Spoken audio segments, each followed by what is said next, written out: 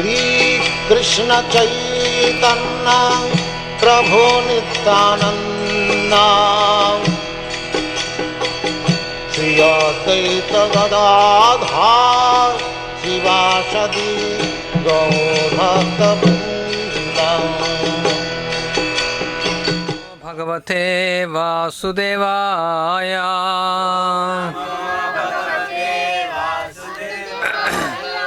ओम नमो भगवते वासुदेवाय।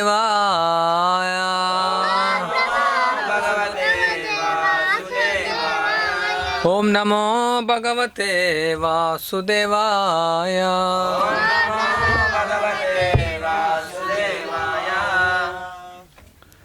శ్రీమద్భాగవతం ప్రథమ స్కందం అధ్యాయం 10. అధ్యాయం పేరు శ్రీకృష్ణుని ద్వారకాగమనం. శ్లోక 4వ శ్లోకం. కామం వవర్ష పర్జన్య సర్వకామదుగామహి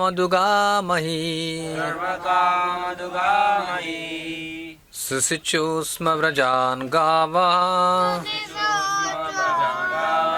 పయసోదా స్వతీర్మదా. భావము భాష్యం ఇచ్చినది అభయచరణ అరవింద భక్తి వేదాంత సంప్రోపాద్ అంతర్జాతీయ కృష్ణ చైతన్య సంఘ సంస్థాపకాచార్యులు. ధర్మరాజు పరిపాలనలో మేఘములు ప్రజలకు వలసినంతగా వర్షములు కురిసెడివి. మానవావసరములను పుష్కలంగా ఉత్పత్తి చేసినది. క్షీరము నిండిన పొదుగులతో ముదమును గూడియుండుటచే గోవులు పచ్చిక బయళ్లను పాలతో తడుపుచుండెడివి. భాష్యం. ఆర్థికాభివృద్ధి యొక్క మూల సిద్ధాంతము భూమి మరియు గోవులపైననే ఆధారపడి ఉన్నది. ధాన్యము, పండ్లు, క్షీరము, ధాతువులు, వస్త్రములు, కర్ర మొదలగునవే మానవులకు ముఖ్య అవసరములు. దేహావసరములు తీర్చుకొనుటకు మానవులకు ఇవన్నీ అత్యంత అవసరము. మత్స్య మాంసాదులు కానీ యంత్రములు కానీ మానవులకు నిక్కముగా అనవసరములు. ధర్మరాజు రాజ్య పరిపాలన ప్రపంచమంతటను సకాల వర్షములు కురిసెడివి. వర్షములు మానవుల ఆధీనమున ఉండునటువంటివి కావు. స్వర్గలోక రాజైన ఇంద్రుడే అట్టి వర్షమును నియంత్రించువాడు. అట్టి ఇంద్రుడు శ్రీకృష్ణ భగవాన్ని సేవకుడు. కనుకనే రాజు పరిపాలనలో గల ప్రజలు శ్రీకృష్ణ భగవానుకు లోబడి ఉన్నచో సకాల వర్షములు కురియగలవు. అట్టి వర్షములచే భూమి నిండి వివిధ ఉత్పత్తులు కలగగలవు. సకాల వర్షములు ధాన్యము మరియు పండ్ల ఉత్పత్తికే కాక గ్రహ నక్షత్ర ప్రభావం అనుసరించి కురియుట ద్వారా విలువైన మణులు, ముత్యములు ఉత్పత్తి అందును సహాయభూతము కాగలవు. ధాన్యము, కూరగాయలచే మానవులకు, జంతువులకు తగినంతగా ఆహారము లభింపగలదు. తుష్టిని పుష్టిని కలగజేయు క్షీరమును మానవులకు, గోవులను సమృద్ధి నొసగలవు. క్షీరము, ధాన్యము, పండ్లు, దూది, పట్టుమనులు వంటివి తగినంతగా లభించినచో మానవులకు చలనచిత్రములు, వ్యధశాలలు, వేశ్యాగృహముల అవసరమేమున్నది? చలనచిత్రములు, కార్లు, రేడియో, మాంసభక్షణమును, హోటళ్ల వంటి కృత్రిమ విలాస జీవనం ఎందుకు కావాలను? ఇట్టి నవనాగరికత వ్యక్తిగత స్థాయిలో, దేశ స్థాయిలో పరస్పర కలహములనే సృష్టించనే గాని వేరొక్కటి కాదే. ఒకానొక వ్యక్తి యొక్క విపరీత తలంపులపై ఆధారపడి వేలాది మానవుల నరకప్రాయమైన కర్మాగారములకు, యుద్ధములకు పంపెడి ఈ నాగరికత సమత్వమును మరియు సోదరభావమును వృద్ధి చేయగలదా? పెద్ద పెద్ద పాల పొదుగులను కలిగియుండి ప్రసన్నములై ఉండుటచే గోవులు పచ్చిక బయలను పాలతో తడుపుచుండెడివి అని ఇచ్చట తెలపబడినది. అనగా తగినంత గడ్డిని మేయిచు ఆనందమయ జీవితం అనుభవించుటకు వాటికి తగిన రక్షణ అవసరం లేదా? అట్టి ఎడ మానవుడు తన స్వార్థపూరిత ప్రయోజనకై వాటిని వధించవలెను. ధాన్యము, పండ్లు, పాల వంటి పదార్థములతో మానవుడు ఎందుకు సంతృప్తి నొందుటలేదు? అంటే క్వశ్చన్ మార్క్, అందుకే అలా చదువుతున్నాను. ప్రభుపాల్ వారు క్వశ్చన్ చేస్తున్నారు, ప్రశ్నిస్తున్నారు. వాటి ద్వారా వేలాది రకముల రుచికరమైన ఆహార పదార్థములు తయారు చేయవచ్చునే. అమాయక జంతువులను బలి చేయుటకు కబేలాలను ప్రపంచమంతటా ఎందులకై నెలకొల్పబడినవి. ధర్మరాజు మనముడైన పరీక్షిత్ మహారాజు తన విస్తార రాజ్యమును పర్యటించుచు నల్లని దేహము వాడొకడు గోహత్యాయత్నమును చేయుటను గాంచెను. అంతటా ఆ రాజు వెంటనే ఆ కసాయివాన్ని బంధించి తగినంతగా శిక్షించెను. తమను తాము రక్షించుకొనలేని మూగ జంతువుల రక్షించుడా దేశము నేలేడి రాజు లేదా దేశనేత ధర్మము కాదా? ఇదేనా నాగరికత? జంతువులు కూడా పౌరులే కదా. అట్టి ఎడ కబేలాలలో వాటిని వధించుట ఎలా అనుమతించవలెను? సమత్వమునకు, భాతృత్వమునకు, అహింసకు చిహ్నములు ఇవేనా? కనుకనే జంతువుల వదను మరియు జంతువును కన్నను ఈనుడైన మానవుడు పశుప్రాయుడైన వేరొక మానవుని ఓట్ల ద్వారా ఎన్నుకునే విధానమును కలిగినటువంటి నామమాత్ర ప్రజాస్వామ్యము కన్నను ధర్మరాజు వంటి రాజు యొక్క రాచరికము అత్యంత ఉన్నతమైనది. అట్టి రాచరికము పురోగతి చెందిన నేటి నాగరిక ప్రభుత్వం కన్నను బహు ఉత్తమమైనది. మనమందరము భౌతిక ప్రకృతి చే సృష్టించబడినట్టి వారము. శ్రీకృష్ణ భగవానుడు బీజ ప్రదాతయగు తండ్రి కాగా ప్రకృతి పలు రూపములలో గల సకల జీవులకు తల్లి వంటిదని భగవద్గీత యందు తెలుపబడినది.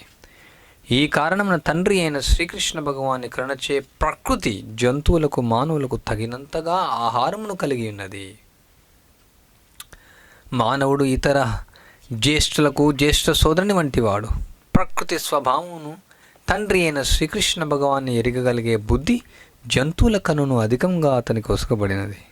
కనుకనే కృత్రిమ భోగములు, భోగ విలాసముల కొరకు ప్రపంచమును కృత్రిమమగు లోభము మరియు అధికారమయముగా చేయు రీతిలో ఆర్థిక అభివృద్ధికై ఎత్తించుటకు బదులు ప్రకృతి వనరులపైననే మానవ నాగరికత ఆధారపడవలను.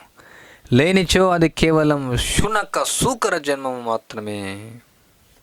శునకం అంటే కుక్క, సూకరం అంటే పంది. సో ఇక్కడ ఈ శ్లోకంలో ధర్మరాజు అంటే యుధిష్ఠిరుడు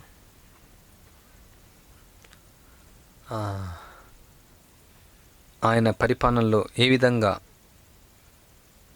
ఉండేది పరిస్థితులని వివరిస్తుంది. సో మేఘాలు కావలసినంతగా వర్షములు ఇచ్చేవి. భూమి ఏ విధంగా ఉండేది?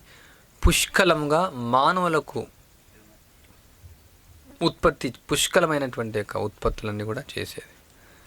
ఎన్ని అవసరాలు ఉన్నాయి అన్ని ఉత్పత్తులు ఇస్తూ ఉండేది. తర్వాత ఆవులు ఒక పొదుగులు పాలతో నిండి ఆ పచ్చిక బయలు అంటే పొలాలన్నీ కూడా పాలతో తడిసేవి. ఈ రోజుల్లో నీళ్ళతో తడవడమే కష్టంగా ఉంది. అప్పుడు పాలతో తడిసేవి. పాలు దొరకడం కూడా లేదు. పాలు అనే పేరుతో పాలు అమ్ముతూ ఉన్నారు. కానీ అప్పట్లో పాలతో మొత్తం భూమి అంతా తడిచిపోతూ ఉండేది. పాలతో పంటలు పండించేవాళ్ళు.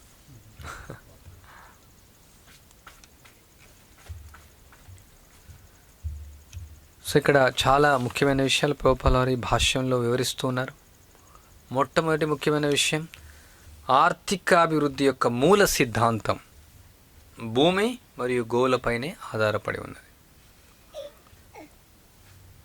ప్రపంచంలో దేశాలన్నీ కూడా ఆర్థికాభివృద్ధిపైనే ఆలోచిస్తూ ఉన్నారు. కరోనా కోవిడ్-19 వైరస్ రావడం ద్వారా అందరూ లాక్డౌన్ అని చేశారు. భారతదేశం కూడా లాక్డౌన్ చేశారు. అప్పుడు అందరూ కూడా గౌరవ ప్రధానమంత్రిని చాలామంది కీర్తించారు. అమెరికాలో వాళ్ళు లాక్డౌన్ చేయలేదు డబ్బుల కోసం, అందువల్ల చాలామంది చనిపోయారు. కానీ ఇప్పుడు ఇక్కడ లాక్డౌన్ వల్ల భారతదేశంలో అసలు వైరస్ అనేది లేదు. సో చాలా ఉపన్యాసాలు, చాలా కీర్తి న్యూస్ పేపర్లలో ఇచ్చారు. ఎన్ని రోజులు లాక్డౌన్ అయింది? 30 రోజులు, 40 రోజులు, 2 నెలల, 60 రోజులు. ఆ తర్వాత కొనసాగించలేకపోయారు. కారణం ఆర్థిక వ్యవస్థ కూలిపోతూ ఉంది, కుప్పకూలిపోతూ ఉంది ఆర్థిక వ్యవస్థ. ఒక 2 నెలలు ఆర్థిక వ్యవస్థ నిర్దిష్టంగా ఉంచలేకపోయారు. మనుషుల యొక్క ప్రాణాలను పణంగా పెట్టి లాక్డౌన్ తెరిచారు. తెలిసి కూడా మన కళ్ళ ముందే అందరూ చనిపోతూ ఉన్నారు. చనిపోయినా మేము ఏం చేయలేం. అందువల్ల వాళ్ళు లాక్డౌన్ తీసివేశారు. చాలా దేశాల్లో మరణాలు పెరిగిపోయాయి. పూర్తిగా ఈ వ్యవస్థ అంతా కూడా మోసపూరితమైనటువంటి వ్యవస్థ, ఆర్థిక వ్యవస్థ. శ్రీల ప్రభుపాల వారు చెప్తున్నారు పేపర్ కరెన్సీ గురించి. మనం నోట్లు అంటాం. అది దానిపైన 100 రూపాయల నోటు ఉంది, లేదంటే 500 రూపాయల నోటు ఉంది, 2000 రూపాయల నోటు, 1000 రూపాయల నోటు. సో అది పేపర్, దానికి వాల్యూ లేదు. 2000 రూపాయల వాల్యూ లేదు దానిలో. నేను నీకు ప్రామిస్ చేస్తున్నాను, ఈ యొక్క ఒక ప్రామిసరీ నోట్ లాగా అంత ఒక పేపర్ పైన రాయడం 2000 రూపాయలు. దానిలో 2000 రూపాయల విలువైనటువంటి యొక్క ధనం దానిలో లేదు. పూర్వకాలంలో వెండి నాణేలను, బంగారు నాణేలను ద్రవ్యంగా తీసుకునేవారు. మోస్ట్లీ ఎక్కువగా వస్తు మార్పిడి విధానం. బట్ కొన్ని ఎక్స్చేంజెస్ బంగారు నాణాలతో వెండి నాణాలు. ఎందుకు బంగారం నిర్ణయించారంటే బంగారం చాలా తక్కువ పరిమాణంలో ఎక్కువ మొత్తాన్ని వేయగలరు. సో అందువల్ల బంగారం నాణాలు చేసేవాళ్ళు. సో మనకు మామూలుగా పేపర్ ఇస్తున్నాం, ఇది 2000 అని చెప్తున్నాం, దాని వాల్యూ లేదు, 2000 రూపాయల వాల్యూ లేదు. అదే బంగారం అంటే 2000 రూపాయల వాల్యూ ఉన్నట్టు బంగారు నాణ్యం, దాని యొక్క విలువ ఉందన్నమాట 2000 రూపాయలు. దీనిలో విలువ లేనట్టు ఒక చిన్న పేపర్, మామూలు పేపర్, అది కాలిస్తే బూడిద అవుతుంది. బూడిదికి 2000 రూపాయలు. సో ఈ విధంగా ఆర్థిక వ్యవస్థ ఈ యొక్క పేపర్ కరెన్సీ అంటేనే పూర్తిగా చీటింగ్ అన్నమాట, చీటింగ్ కరెన్సీ. తర్వాత ఇది దేనిపైన ఆధారపడి ఉంది? కర్మాగారాలపైన, పరిశ్రమలపైన, కషాయిశాలపైన, కృత్రిమమైనటువంటి వనరులపైన ఆధారపడి ఉంది. ప్రకృతి ఇచ్చినటువంటి వనరులపైన ఆధారపడలేదు యొక్క ఆర్థిక వ్యవస్థ. సో కర్మాగారం మూసివేయాల్సి వచ్చింది. ఏమైంది? పూర్తిగా పడిపోయింది. కర్మాగారంలో పనిచేసే వాళ్ళంతా కూడా ఆకలితో అలమటించారు. కర్మాగారం ఓపెన్ చేసిన వాళ్ళు లాస్ అయిపోయారు. సో ఇక పారిశ్రామిక విప్లవం అనేసి పూర్తిగా నాశనం చేశారు భారతదేశాన్ని. బట్ పారిశ్రామిక విప్లవం ముందు ప్రతి ఒక్కరు కూడా వాళ్ళ యొక్క సగటు జీవితం ఎంతో ఆనందమయంగా ఉంచుకునేటువంటి వాళ్ళు. ఎవరు కూడా ఆకలితో అలమటించే వాళ్ళు కాదు. ఎవరు కూడా ఆకలి అన్నం లేకుండా బాధపడే వాళ్ళు లేరు. ఎవరు కూడా ఉద్యోగం లేకుండా బాధపడే వాళ్ళు లేరు. నిరుద్యోగం అనే సమస్య లేదు భారతదేశంలో. ఈవెన్ శ్రీకృష్ణదేవరాయల సమయంలో కూడా రీసెంట్. ఎందుకంటే మన యొక్క భారతదేశం సనాతన ధర్మాన్ని పాటిస్తూ, వైదిక సంస్కృతిని ఆచరిస్తూ, శాస్త్రపరమైనటువంటి ఆర్థిక వ్యవస్థను కలిగి ఉంది. ఇక ప్రాపర్గా చెప్పిన ఆర్థికాభివృద్ధి యొక్క మూల సిద్ధాంతం భూమి ఆవులపైన ఆధారపడి ఉన్నటువంటి ఒక వ్యవస్థ. సో ఈ భూమి ఎంత జనాభాకైనా ఎన్ని అవసరాలైనా తీరుస్తుంది. అధిక జనాభా అనే సమస్య లేదు. దీనికంటే కొన్ని వేల రేట్ల జనాభా అయినా సరే తీరుస్తుంది.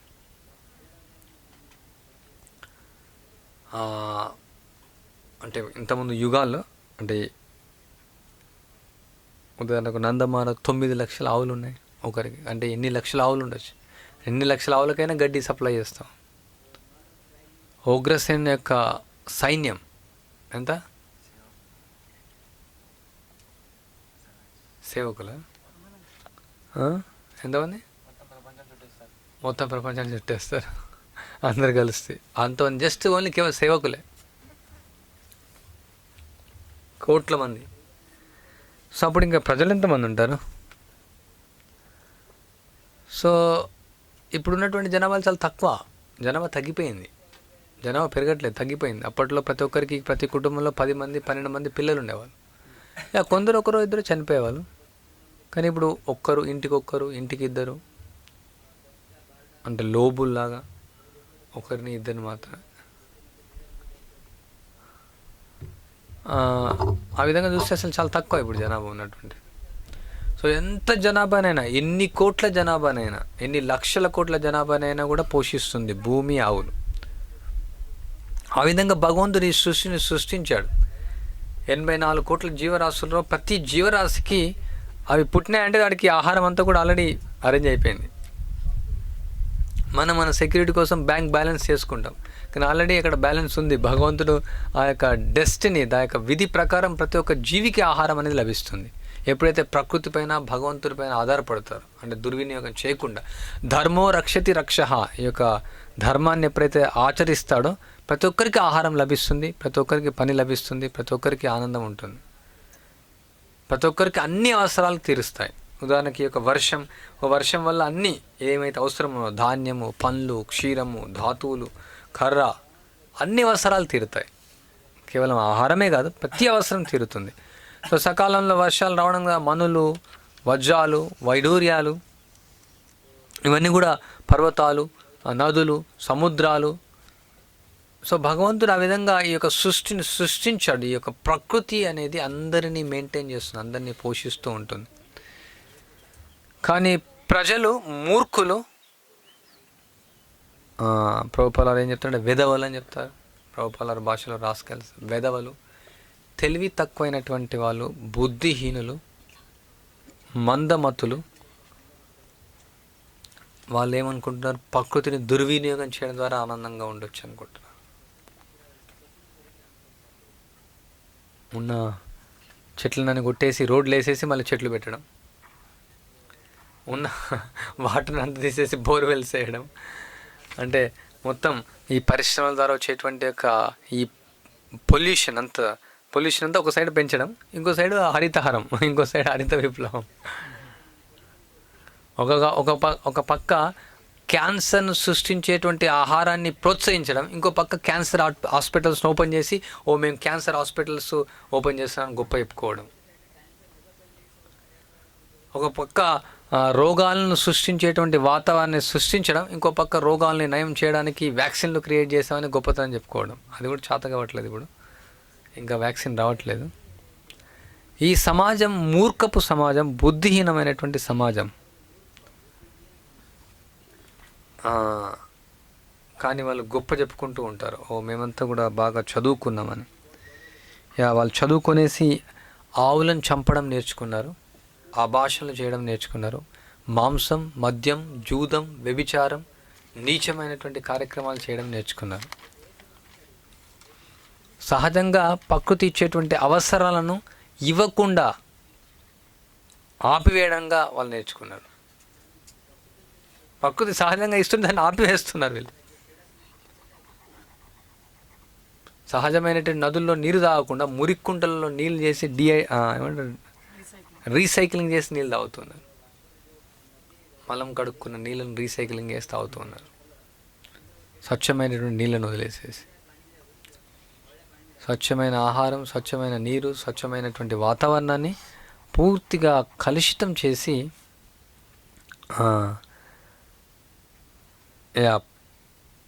పంది యొక్క స్వభావం అదేనమాట. పందికి మంచి చక్కెరతో, నూనెతో, ఏమంటారు నెయ్యితో, మంచి క్యాష్నట్స్ వేసి హల్వా వేస్తే ఏమవుతుంది? అది పక్క పెట్టేసి మలాన్ని భక్షిస్తుంది. సో ఈ విధంగా భగవంతుడు ఇచ్చినటువంటి ఒక ప్రకృతిని సరిగా ఉపయోగించుకోకుండా ఆ సహజమైన విధానాన్ని పక్కకు పెట్టి కృత్రిమమైనటువంటి విధానంతో అనవసరంగా వాళ్ళు క్లిష్టతరమైనటువంటి పరిస్థితి తీసుకుని వచ్చారు. కానీ జంతువులు సహజంగా బతుకుతాయి. జంతువుల్ని ఇప్పుడు వాళ్ళు అది కూడా కృత్రిమంగా చేస్తున్నారు, కృత్రిమైన సో మనం చూడొచ్చు ఎన్నో జంతువులు 84 లక్షల కల జీవులు అన్నీ భగవంతుని పైన ఆధారపడి ఉన్నాయి. నిత్యో నిత్యానం చేతన చేతనానం ఏకో బహునాం యో విదిధాతి కామాన్. సో ప్రతి ఒక్కరిని కూడా ఆయనే పోషిస్తూ ఉన్నాడు. సో ఎప్పుడైతే మనం భగవంతుడు ఇచ్చినటువంటి యొక్క సృష్టిని ఆయన ఏ విధంగా నడిపించాలనుకున్నారో ఆ విధంగా నడిపించకుండా వ్యతిరేకంగా వెళ్ళడం ద్వారా ఇవన్నీ సమస్యలు. కానీ యుధిష్ఠిర మహారాజు లాగా ధర్మపరంగా పరిపాలిస్తూ అందరూ ధర్మాన్ని ఆచరిస్తూ ఉంటే ఈ విధంగా అన్నీ తగినంతగా ఆహారం, పాలు, ధాన్యం, అన్ని రకాలైనటువంటి అవసరాలు తీరుతాయి. సో అప్పుడు ఈ యొక్క చలనచిత్రాలు, వ్యధశాలలు, వేశ్యాగృహాలు, కార్లు, రేడియోలు, హోటళ్ళు, కృత్రిమమైనటువంటి విలాస జీవనం యొక్క అవసరం అనేది ఉండదని చెప్తున్నారు ప్రభుపాల. ఎందుకంటే సహజంగా ప్రకృతి ఇచ్చినటువంటి యొక్క వర్ణాలతో జీవించి ఉంటేనే ఆనందంగా ఉంటుంది. ఈ యొక్క కృత్రిమైనటువంటి విలాసవంతమైన జీవితం అవసరం లేదు. యాక్చువల్లీ సహజమైనటువంటి యొక్క వనరులతో ఉండే జీవితమే విలాసవంతమైనటువంటి జీవితం. ఏం విలాసవంతం? కారులో వెళ్తున్నాం, సిలిండర్ పెట్టుకొని వెళ్తున్నాం. ఒక టిన్ బాక్స్లో వెళ్తూ ఆ పొగ కాలుష్యం వస్తూ ఉంది, దానిలో ఆక్సిజన్ సిలిండర్ పెట్టుకొని వెళ్తున్నాం. స్వచ్ఛమైన గాలిని ఈ విధంగా పీల్చుకోకుండా కొండల మధ్యలో ఉండి అన్నీ కూడా మొత్తం ఆ విధంగా అది చర్చిస్తూ ఉంటే మూర్ఖత్వం అనేది స్పష్టంగా తెలుస్తుంది. సో ఈ విధంగా చేయడం ద్వారా పూర్తిగా అందరూ కూడా దిగజారినటువంటి ఒక పరిస్థితి ఏర్పడుతుంది. జంతువుల కంటే హీనంగా తయారైపోతున్నారు. సో అందువల్ల ఈ యొక్క నాగరికత కాదు ఇది. ప్రభుపాలు ప్రశ్నిస్తున్నారు, ఇదేనా నాగరికత? ఇదేనా సంస్కృతి? ఇదేనా పద్ధతి? ఇది కాదు. సో అందువల్ల వైదిక సంస్కృతి ప్రకారం ఉండేటువంటి నాగరికత ప్రకారం మనం భూమిపైన, ఆవులపైన మనం ఆధారపడితే అప్పుడు మన ఆర్థిక వ్యవస్థ పటిష్టంగా ఉంటుంది, పురోగతి చెందుతుంది. అప్పుడు ఎట్లాంటి సమస్యలు మనకు ఉండవు. నిరుద్యోగ సమస్య, ఆర్థిక సమస్య, ద్రవ్యోల్బణ సమస్య, వాతావరణ సమస్యలు, ప్రకృతి సమస్యలు ఇవన్నీ కూడా ఉండవు. సో అందువల్ల తిరిగి శ్రీల ప్రభుపాల వారికి ఆ కోరిక, అలాంటి సమాజాన్ని మనం ఏర్పరచాలి. ప్రతి ఒక్కరికి కూడా ఈ యొక్క ధర్మాన్ని ఆచరించడం అనేది నేర్పించాలి. శ్రీల ప్రభుపాల వారు వివరిస్తున్నారు, అంతర్జాతీయ కృష్ణ చైతన్య సంఘం ఒక ముఖ్యమైనటువంటి లక్ష్యం ఒక వర్ణాశ్రమ ధర్మాన్ని స్థాపించడం, ప్రతి ఒక్కరిని మనిషిగా తయారు చేయడం. అంటే జంతువుల్లా కూడా నివసించట్లేదు ఇప్పుడు ప్రజలు, జంతువుల కంటే హీనంగా నివసిస్తూ ఉన్నారు. జంతువుల కంటే హీనంగా నివసించి జంతువుల కంటే హీనమైనటువంటి వాళ్ళని ఎన్నుకుంటూ ఉన్నారు. ఇక్కడ ప్రభుపాల వారు చెప్తున్నాను, నేను చెప్పట్లేదు. ఎక్కడుంది అది? జంతువుల వదను మరియు జంతువు కన్నను హీనుడైన మానవుడు పశుప్రాయుడైన వేరొక మానవుని ఓట్ల ద్వారా ఎన్నుకునే విధానము కలిగినటువంటి నామమాత్ర ప్రజాస్వామ్యం కన్నను ధర్మరాజు వంటి యొక్క రాచరికం అత్యంత. జంతువు కంటే హీనమైనటువంటి మనుషులు జంతువు కంటే హీనమైనటువంటి వాడిని ఎన్నుకుంటూ ఉన్నారు.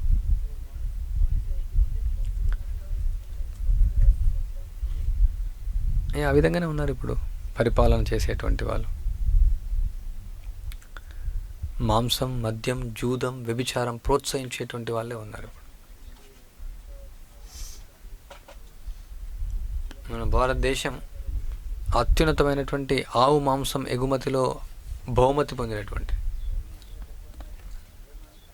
కానీ యాక్చువల్గా వైదిక సంస్కృతి ప్రకారం మన భారతదేశం ఆవును గోమాతగా ఆరాధించేటువంటి దేశం, కానీ ఆవును చంపి పంపిస్తున్నారు. సో ఇవన్నీ రాజకీయ నాయకుల వల్లనే.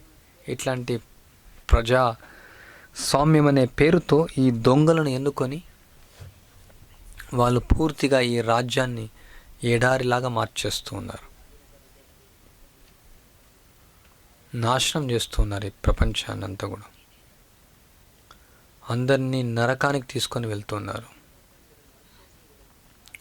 కానీ పరీక్షిత్ మహారాజ్ లాంటి రాజు ఇక్కడ ప్రభుపాల వారు ఒక నల్లని దుస్తులు అవుతున్న వ్యక్తి వచ్చినప్పుడు అతన్ని బంధించాడు, ఆవును చంపడానికి వచ్చినప్పుడు. సో ఈ విధంగా రాజు ధర్మానికి హాని కలిగినప్పుడు అతను వాళ్లకు శిక్షణ ఇవ్వాలి, ధర్మాన్ని రక్షించాలి రాజు. కానీ రాజే ఆ ధర్మాన్ని ఆచరించట్లేదు, ఎలా రక్షిస్తాడు? సో ఇలాంటి సమాజంలో ఎలా మనం జీవిస్తాం? సో అందువల్ల ఇక సమాజాన్ని మార్చడమే ఇక అంతర్జాతీయ కృష్ణ చైతన్య సంఘం యొక్క ఉద్దేశం. శ్రీల ప్రభుపాల వారు చాలా రెవల్యూషనరీ పర్సన్, విప్లవాత్మకమైనటువంటి వ్యక్తి.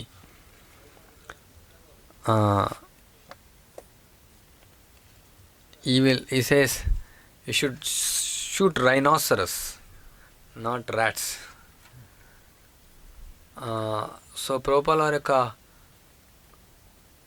ట్రాన్సెండెంటల్ విజన్, దివ్యమైనటువంటి ఒక దృష్టి, ఈ యొక్క ప్రపంచానికి ఎట్లాంటి సమస్య లేకుండా ముందుకు వెళ్ళాలంటే ఈ యొక్క వర్ణాశ్రమ వ్యవస్థను స్థాపించాలి, తిరిగి ఈ వర్ణాశ్రమ విధానం తీసుకొని రావాలి.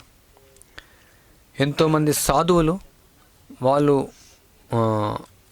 ఈ కాషాయ దుస్తులు ధరించేసి ఆశీర్వాదాలు ఇస్తూ ఉండొచ్చు. ఆశీర్వాదాలు ఇచ్చేదో ఒక ధనాన్ని లాక్కోవడం కోసం ఏదో కొన్ని టెక్నిక్స్ వాడచ్చు. కానీ శ్రీల ప్రభుపాల వారు అలాంటి సాధువు కాదు. ఇక్కడ ప్రజలందరినీ కూడా నిర్దేశిస్తూ ఉన్నారు, ఆదేశిస్తూ ఉన్నారు. మీరు మూర్ఖులుగా నివసించకండి, పశువులుగా నివసించకండి, ప్రాయులుగా మారకండి, పశువుల కంటే ఈనంగా తయారు కాకండి, తిరిగి మానవులుగా మనం నివసించాలా. సో తిరిగి మనం ఈ యొక్క యుధిష్ఠిరుడు పరిపాలించిన విధానాన్ని తీసుకొని రావాలి తిరిగి. సో అందువల్ల శ్రీల ప్రభుపాల వారు చాలా తీవ్రంగా ఆయన ప్రయత్నించారు, వీటి గురించి ఆయన పుస్తకాల్లో రాశారు. ఇది చాలా ప్రాక్టికల్, అభ్యాసపూర్వకమైనటువంటిది. ఇది ఇంప్రాక్టికల్ కాదు, ఇది చాలా ఈజీ అన్నమాట. ఎన్నో సదస్సులు, ఎన్నో సమావేశాలు నిర్వహిస్తున్నారు ఏ విధంగా ఇక ఆర్థిక వ్యవస్థను పటిష్టం చేసుకోవాలని. చాలా సింపుల్ మెథడ్, సరళమైనటువంటి విధానం. ఏదైతే వైదిక విధానం ఉందో, ఏదైతే భగవంతుడు ఇచ్చినటువంటి విధానం ఉందో దాన్ని అనుసరించడం. ప్రతి వ్యక్తి ఆనందంగా జీవించవచ్చు, తనకున్నటువంటి కనీస అవసరాలు, ఈ యొక్క రోటీ కపడా మకాన్ కోసం తీవ్రమైనటువంటి శ్రమకు లోను కావాల్సినటువంటి అవసరం లేదు. ఇవన్నీ అవసరం లేదు. ఈ యొక్క కషాయశాలలు, కర్మాగారాలు, వ్యధశాలలు ఇవన్నీ అవసరం లేదు. సులభంగా వాళ్ళు సహజమైనటువంటి ప్రవృత్తి ప్రకారం, సహజమైనటువంటి శారీరక మానసిక స్వభావాన్ని అనుసరించి వాళ్ళు వృత్తిని స్వీకరిస్తే దాని ద్వారా వాళ్ళు జీవించవచ్చు. దాని ద్వారా అన్ని యుద్ధాలు ఆపవచ్చు, ఈ సమస్యలన్నీ ఆపవచ్చు, అన్ని రకాల సమస్యలు తీర్చవచ్చు. తర్వాత వాళ్ళు ఆధ్యాత్మికంగా కూడా పురోగతి చెందడానికి అవకాశం ఉంది. ఎందుకంటే ధర్మపూర్వకమైనటువంటి విధానం ద్వారా వాళ్ళు పోషణ స్వీకరిస్తారు కాబట్టి. ఆ పాలను పొదుగులతో ఉన్నటువంటి యొక్క ఆవులు పూర్తిగా నిండి అవి పచ్చిక బయలను తడుపుతూ ఉండే అట్లాంటి పరిస్థితిని తిరిగి తీసుకొని రావచ్చు. అది సాధ్యమవుతుంది. అందువల్ల శ్రీల ప్రభుపాల వారు తిరిగి ఈ యొక్క వర్ణాశ్రమాన్ని స్థాపించాలనుకున్నారు. సో ప్రతి ఒక్కరికి కూడా మనం ఇది మనం ప్రచారం చేయాలి. ఇది అత్యున్నతమైనటువంటి యొక్క సంక్షేమ కార్యక్రమం, చాలా ల్యూక్రిటివ్ ఆప్షన్. దీనికంటే అత్యున్నతమైనటువంటి అవకాశం ఏది లేదు. ఎవరు కూడా ఈ సమస్యలను పరిష్కారం చేయలేదు, ఏ విధానం కూడా పరిష్కారం చేయలేదు, ఈ యొక్క విధానం తప్ప వేరే ఏ విధానం కూడా వెళ్ళలేదు. ఏదైతే సహజమైనటువంటి విధానం భగవంతుడు ఇచ్చాడో ఆ విధానం పైన వెళ్ళడం, ఆ విధానం ప్రకారం వెళ్ళడం. చాలామంది ఇప్పుడు అందరూ ఇప్పుడు ఆహారం కోసం అలమటిస్తూ ఉన్నారు. న్యూస్లో చెప్తా, అగ్రరాజ్యమైన అమెరికాకు కూడా ఆకలి వేదనలు తప్పవు. అగ్రరాజ్యమైనా సరే, ఏ రాజ్యమైనా సరే, ఆహారం అనేది లేకుండా ఏం తింటాం మనం ఏం తింటాం? మనం కంప్యూటర్లతో పనే ఉంది మనకు. కంప్యూటర్లు తినగలుగుతామా? కంప్యూటర్లు మనం వండుకొని తింటామా? తినలేం. ధాన్యం కావాలంటే వ్యవసాయం చేయాలి. వ్యవసాయం చేయాలంటే వర్షాలు కావాలి. వర్షాలు కావాలంటే యజ్ఞం చేయాలి, యజ్ఞం చేయాలి, ధర్మాన్ని ఆచరించాలి, అప్పుడే వర్షాలు వస్తాయి. సో అంత అధర్మాన్ని పాటిస్తే వర్షాలు ఏ విధంగా వస్తాయి? రావు. మూగ జంతువులను వధించిన ఆపివేయాలి, గోహత్యలు ఆపివేయాలి, ఈ మాంసం, మద్యం, జూదం, వ్యభిచారం ఇట్లాంటి వ్యసనాలు ఆపివేయాలి. ఇవి ఆపివేస్తే అవే ముందుగా ప్రోత్సహిస్తున్నారు, ప్రభుత్వం కూడా అవే ప్రోత్సహిస్తుంది. అన్ని లాక్డౌన్ అయినా, ఈవెన్ కూరగాయల షాపులు బంద్ ఉన్నా, వైన్ షాపులు మాత్రం ఓపెన్. నేను చూస్తూ ఉన్నాం, అంతటి అన్ని క్లోజ్. కానీ వైన్ షాపులు మాత్రం అన్ని గొడుగులతో లైన్ కనిపిస్తూ ఉంది, పెద్ద లైన్, గొడుగు, ఒక గొడుగు ఇంకో గొడుగు దూరం కోసం. అండ్ రక్షక భటులు రక్షిస్తూ వాళ్ళను వైన్ బాటిల్ ఇప్పిస్తూ ఉన్నారు, అక్కడే ఉంది వాళ్ళకి ప్రొటెక్షన్. కోవిడ్ కేసులకు రక్షణ సరిపోవట్లేదు, కానీ తాగే వాళ్ళకు మాత్రం రక్షణ చాలా తీవ్రంగా కల్పిస్తూ ఉన్నారు. 24 hours open wine shops, 24 hours hospitals open ఉండాలి, బట్ ఆ వైన్ షాప్స్ ఓపెన్ ఉన్నాయి. ఎందుకంటే దానిలోనే ఆదాయం ఎక్కువ వస్తుంది. అంత కూడా డబ్బుతోనే ప్రపంచం అంతా నడుస్తుంది. డబ్బు కోసమే ఒకరినొకరు చంపుకుంటూ ఉన్నారు, ఒకరినొకరు తింటూ ఉన్నారు, ఒకరినొకరు తగాదా పెట్టుకుంటూ ఉన్నారు. డబ్బులు లేకుండా బతకలేము అనే విషయాన్ని అందరికీ అర్థమైంది వాళ్ళకు. అందువల్ల డబ్బులతోనే జీవిస్తున్నారు, డబ్బు కోసం జీవిస్తున్నారు. జీవించడం కోసం డబ్బులు సంపాదించట్లేదు, డబ్బు కోసం జీవిస్తూ ఉన్నారు. వాళ్ళ జీవితం అంతా డబ్బుమయంగా అయిపోయింది. ఎవరైనా సరే ధనం విషయంలోకి రాగానే అంత మారిపోతుంది. మోసం, ప్రపంచమే మోసంగా తయారైపోయింది. కానీ వైదిక సంస్కృతిలో ఇక ధనం లేదు, డబ్బులు లేవు. వస్తు మార్పిడి విధానం, ఒకరి యొక్క అవసరాలను ఇంకొక అవసరాలు తీర్చుకోవడానికి గ్రామం ఉంటుంది, గ్రామంలో వృత్తులు ఉంటాయి. నేసేవాళ్ళు గుడ్డలు నేస్తారు, చేసేవాళ్ళు కుండలు చేస్తారు, చేసేవాళ్ళు నగలు చేస్తారు, కొందరు ధాన్యాన్ని పండిస్తారు. ఒకరి అవసరాలు ఇంకొకరు తీర్చుకుంటారు. అత్యవసర పరిస్థితుల్లో వాళ్ళు కొన్ని అవసరం ఉన్నప్పుడు బంగారు నాణాలు, వెండి నాణాలు ఉంటాయి, దానికి అది విలువ ఉంటుంది. కాబట్టి ఆర్థిక వ్యవస్థ పడిపోయే సమస్య ఉండదు. అసలు ఆర్థిక వ్యవస్థ ఎట్లాంటి సమస్య లేదు. సో ఈ విధంగా అన్ని వ్యవస్థలు, ఆర్థిక వ్యవస్థ, రాజకీయ వ్యవస్థ, సాంఘిక వ్యవస్థ, విద్యా వ్యవస్థ, అన్ని వ్యవస్థలు సక్రమంగా నడవాలంటే ఇక వర్ణాశ్రమ వ్యవస్థ కావాలి. ఈ వర్ణాశ్రమ వ్యవస్థ లేకుండా అన్ని వ్యవస్థలు అస్తవ్యస్తం అయిపోతాయి. ఇక అస్తవ్యస్తమైనటువంటి జీవితం వల్లనే అస్తవ్యస్తమైనటువంటి ఈ నాగరికతగా తయారైపోతుంది. అస్తవ్యస్తమైనటువంటి వ్యవస్థ వల్ల అస్తవ్యస్తమైనటువంటి ఈ నాగరికత తయారవుతుంది. ఆ అస్తవ్యస్తమైనటువంటి నాగరికత వల్ల అస్తవ్యస్తమైనటువంటి మనుషులు తయారవుతున్నారు. యాక్చువల్లీ జంతువులు తయారవుతున్నారు, లేదు జంతువుల కంటే హీనమైన వాళ్ళగా తయారవుతున్నారు. సో అందుకే ఇదందరికీ అవసరం. సో శ్రీల ప్రభుపాల వారు founder Acharya of ISKCON. So అందరి భక్తుల యొక్క ముఖ్యమైనటువంటి యొక్క ఆదేశం, గురువు ఇచ్చినటువంటి ఆదేశం, ప్రపంచానికి ఆయన ఇచ్చినటువంటి ఆదేశం. సో ఈ అడుగుజాడల్లో, ఆయన అడుగుజాడల్లో నడిస్తే, ఆయన ఉపదేశాన్ని మనం పాటిస్తే తిరిగి ఈ యొక్క యుధిష్ఠుడు పరిపాలించినటువంటి విధానం మళ్ళీ తిరిగి వస్తుంది. ప్రభుపాద చెప్పా ఒకసారి, నాట్ సేమ్ వే, అంత ఎత్తులో చేయకపోవచ్చు, బట్ ఎంతవరకు పాసిబుల్ అయితే అంతవరకు చేయొచ్చు. ఎందుకంటే త్రేతాయుగంలో ఉన్నటువంటి పరిస్థితి ఇప్పుడు లేకపోవచ్చు, ఇది కలియుగం, స్వభావం ఉంటుంది. కానీ వీలైనంత వరకు అది చేయవచ్చు. సో ఆ విధంగా ఈ యొక్క కృష్ణ చైతన్య ఉద్యమం ప్రపంచానికి అత్యున్నతమైనటువంటి సంక్షేమ కార్యక్రమాన్ని ఇస్తూ ఉంది. సో దాన్ని అందరూ తీసుకోవచ్చు, అందరూ రావచ్చు, దీనిలో అందరూ పాలు పంచుకోవచ్చు, ప్రతి ఒక్కరు పాలు పంచుకోవచ్చు. కోట్ల మంది పాలు పంచుకోవచ్చు ఈ యొక్క ఉద్యమంలో, లక్షల కోట్ల మంది, అన్ని దేశాల వాళ్ళు, అన్ని రాష్ట్రాల వాళ్ళు, అన్ని భాషల వాళ్ళు, అన్ని మతాల వాళ్ళు, అన్ని కులాల వాళ్ళు, అన్ని వర్గాల వాళ్ళు, పిల్లలు, పెద్దలు, వృద్ధులు, స్త్రీలు అందరూ దీనిలో పాలు పంచుకోవచ్చు. అందరూ ఈ యొక్క వ్యవస్థను ఏర్పరచడం కోసం వాళ్ళ యొక్క కృషిని చేయవచ్చు. ఆ విధంగా ప్రతి ఒక్కరికి ఈ యొక్క క్లిష్టపూర్వకమైనటువంటి అస్తవ్యస్తమైనటువంటి జీవితం నుంచి వాళ్ళు బయటికి వచ్చి తిరిగి వాళ్ళ శాంతి సామరస్యాలతో ఉన్నటువంటి జీవితాన్ని వాళ్ళు ఏర్పరచుకోవచ్చు. సో ఇది శ్రీమద్ భాగవతం యొక్క మెసేజ్ కూడా ఇది. అందరూ ఈ భాగవతాన్ని చదివితే అర్థమవుతుంది ఏ విధంగా మనం నివసించాలా, ఏ విధంగా మనం జీవించాలా, ఏ విధంగా మనం జీవిత సరళిని నడుపుకోవాలని తెలుస్తుంది. తర్వాత శ్లోకంలో చెప్తున్న నదులు, సముద్రాలు, కొండలు, పర్వతములు, అరణ్యములు, లతలు, ఫలవంతములైన ఔషధులు ప్రతి ఋతువునందును రాజునకు పుష్కలముగా తమ వంతు శిస్తు భాగమును చెల్లించేటివి.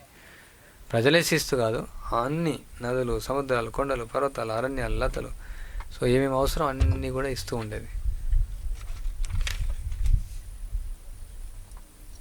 ప్రభుపాల చెప్తుంది ఇక్కడ, పరికరములు యంత్ర బలంపై ఆధారపడిన యత్నం ద్వారా ఆర్థికాభివృద్ధి కావించుటయే సమస్తమెన్నడూ కాదు. ఆ దేవదేవుని అనుజ్ఞ ఉండి తీరవలసిందే. అది లేని సమయమున ఎన్ని ఏర్పాట్లైనను ప్రతి నిష్ఫలమే. అనగా దైవమే విజయమునకు మూల కారణమై ఉన్నాడు.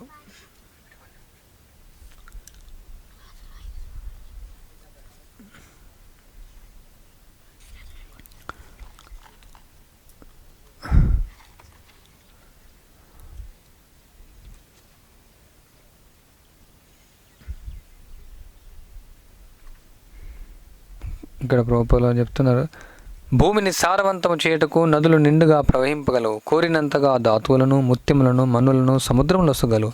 కావలసినంత కలపను, ఔషధులను అరణ్యములు వసగలవు. అధిక మొత్తంలో ఫలపుష్పములు లభించుటకు ఋతుమార్పులు దోహదం చేయగలవు. కర్మాగారములపై, యంత్ర సామాగ్రిపై ఆధారపడిన కృత్రిమ జీవన విధానము లక్షలాది జనుల కష్టంపై కొద్ది మందికి మాత్రమే నామమాత్ర సుఖం అందించుచున్నది. మానవ శక్తి కర్మాగార ఉత్పత్తిలో నియుక్తమగట వలన ప్రకృతి వనరులు నశించుచున్నవి. ఈ కారణముననే జనసామాన్యం అసంతృప్తికి లోనగుచున్నది. తగినంత విద్య గడపబడినందున జనసామాన్యము స్వార్థపరుల అడుగుజాడల్ని అనుసరించుచు ప్రకృతి నిల్వలను కొల్లగొట్ట యత్నించుచున్నారు. కనుకనే వ్యక్తిగత స్థాయిలో, దేశ స్థాయిలో తీవ్రమైన పోటీలు ఏర్పడుచున్నవి. సుశిక్షితుడైన భగవత్ప్రతినిధి యొక్క నియంత్రణ ఏమాత్రము లేదు. ఇచ్చట తెలిపిన దానితో పోల్చి మనం నవీన నాగరికత ఎందు లోభమును గుర్తించవలను. తదుపరి మానవుని పరిశుద్ధిని గావించి అరాచకమును తొలగించి వేయటకు ధర్మరాజును అనుసరించవలసి ఉన్నది. సో ఇది సారం, మనం ధర్మరాజును అనుసరించాలి. మహాజనయేన గతస్సపంత, యుధిష్ఠిర్ మహారాజు మనం అనుసరిస్తే అప్పుడు మనం ఈ యొక్క పరిస్థితిని, ఏదైతే లోపాలను ఉన్నాయో నవీన నాగరికతలో, అవన్నీ భర్తీ చేసి తిరిగి ఆనందంగా జీవించవచ్చు. హరే కృష్ణ హరే కృష్ణ కృష్ణ కృష్ణ హరే హరే, హరే రామ రామ రామ హరే హరే కృష్ణ హరే కృష్ణ కృష్ణ కృష్ణ హరే హరే, హరే రామ రామ రామ హరే